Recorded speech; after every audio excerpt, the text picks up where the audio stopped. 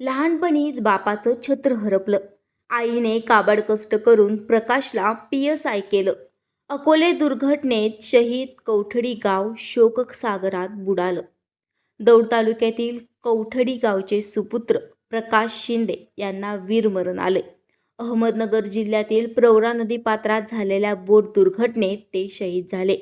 त्यामुळे प्रकाश शिंदे यांच्या कौठडी गावावर शोककळा पसरले. बालपण अगदी हालाकीचं, लहानपणीच वडिलांचं छत्र देखील हरपलं.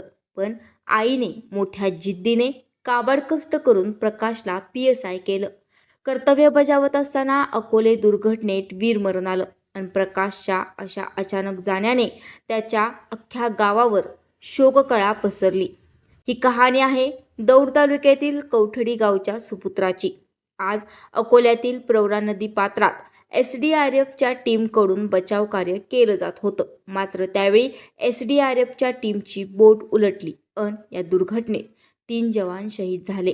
यातील एक म्हणजे PSI प्रकाश शिंदे. अहमदनगर जिल्ह्यातील अकोले तालुक्यात 2 तरुण काल प्रवरा नदीत पोहण्यासाठी गेले.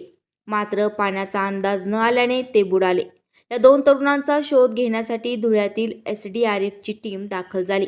मात्र SDRFच्या टीमचीच बोट बुडाली आणि या घटनेत PSI प्रकाश शिंदे, पोलीस शिपाई राहुल पावरा, वैभव वाघ या 3 जवानांना वीरमरण आलं.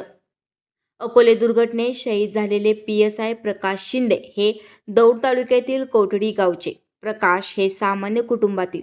लहानपणीच वडिलांचे छत्र हरपलं. त्यामुळे प्रकाश यांना लहानपणापासूनच संघर्ष करावा लागला.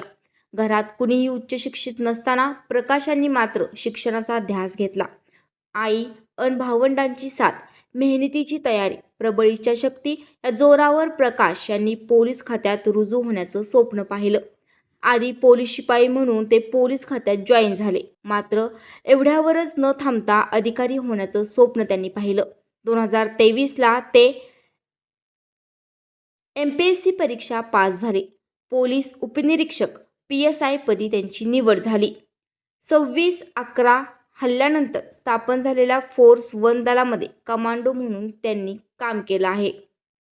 अहमदनगर जिल्ह्यातील अकोला तालुक्यातील प्रवरा नदीमध्ये बुडालेल्या तरुणांना वाचवण्यासाठी कर्तव्य बजावत असताना त्यांना वीरमरण आलं. त्यामुळे कौठडी या त्यांच्या गावावर दुःखाचा डोंगर पसरला. PSI पदी बढती होऊन 1च वर्ष झालेलं असताना अचानक वीरमरण आल्याने हळहळ व्यक्त केली जात आहे. प्रकाश यांचे कुटुंबीय, त्यांचा मित्रपरिवार आणि अवघ्या कौठडी गावावर शोककळा पसरली आहे.